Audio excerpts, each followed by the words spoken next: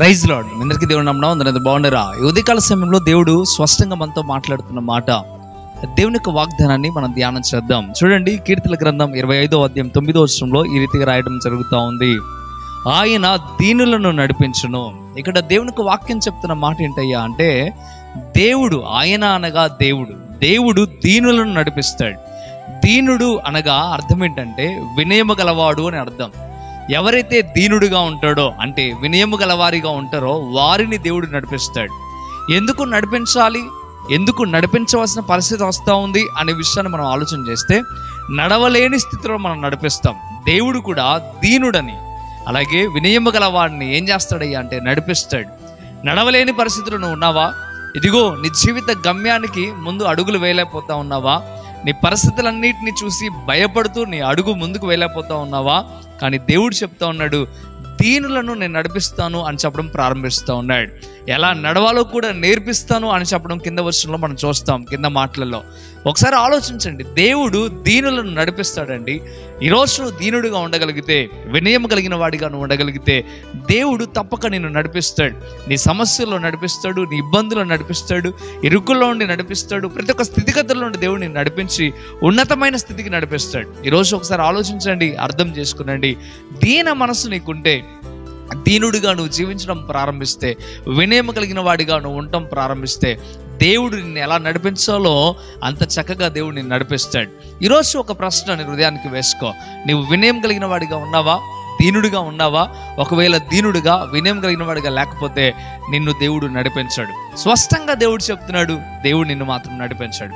ఎక్కడైనా వినయం కలిగిన వాడిగా ఉండు. వినయం కలిగిన వాడు తప్పక దేవుని మాట వింటాడు. వినయం కలిగిన వాడు తప్పక దేవుని మందిరానికి వెళ్తాడు. వినయం కలిగిన వాడు దేవునికి ప్రార్థన చేస్తాడు.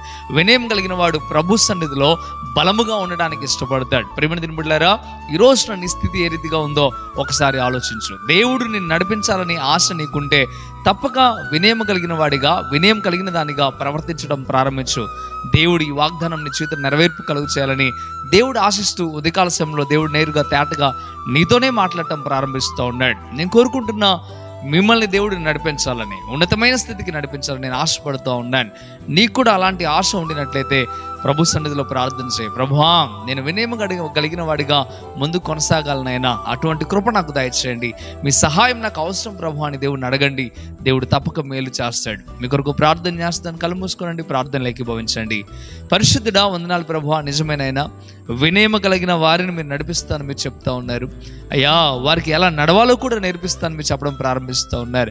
ఏ బిడ్డలైతే వినయం కలిగి ఈ మాటలు వింటున్నారో వారి పట్ల మీరు గొప్ప మేలు చేయమని బ్రతిమలాడుతూ ఉన్నాను. ఒకవేళ వినయము లేకుండా అయ్యా నీ మాట వింటా ఉన్నారా, ఈ దినము మొదలుకొని వినయము కలిగి ముందు కొనసాగుటకు సహాయం దయచేయండి.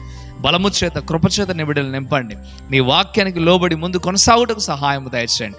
ఉదయకాలపు వాగ్దానాన్ని వారి జీవితంలో నెరవేర్పు కలుగు చేయమని, కృపా కనికరం చేత నింపి బలపరిచి స్థిరపరచమని యేసయ్య నామములో మిక్కిలి బతిమలాడి వేడుకుంటున్నాము తండ్రి. ఆమేన్, ఆమేన్. ప్రియమైన బిడ్డలారా, ఇంతవరకు దేవుని మాటలు విన్నారు. విన్న మాటల ద్వారా దేవుడు మీతో మాట్లాడినట్లయితే తప్పక కృపా TV India YouTube channel subscribe చేయండి. అంతేకాకుండా ఈ వీడియోని మీరు లైక్ చేయండి.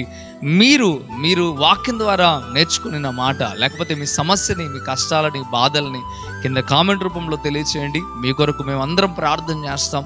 మీరు కామెంట్ చేయగలిగితే మేము ప్రార్థన చేయడానికి సిద్ధంగా ఉన్నాం. అంతేకాకుండా ఈ వీడియోని కొంతమందికైనా షేర్ చేయడానికి సిద్ధపడండి. ఎందుకయ్యా అంటే, ఇదిగో అనేక మంది ఓదార్పు లేక, దేవుని మాట లేక ఎంతగానో కృంగిపోతున్న వారు ఉన్నారు. వారందరినీ మీరు బలపరిచిన వారు అవుతారు. ప్రభు మిమ్మల్ని, మీ కుటుంబాలను దీవించి ఆశీర్వదించును గాక. ఆమేన్. God bless you.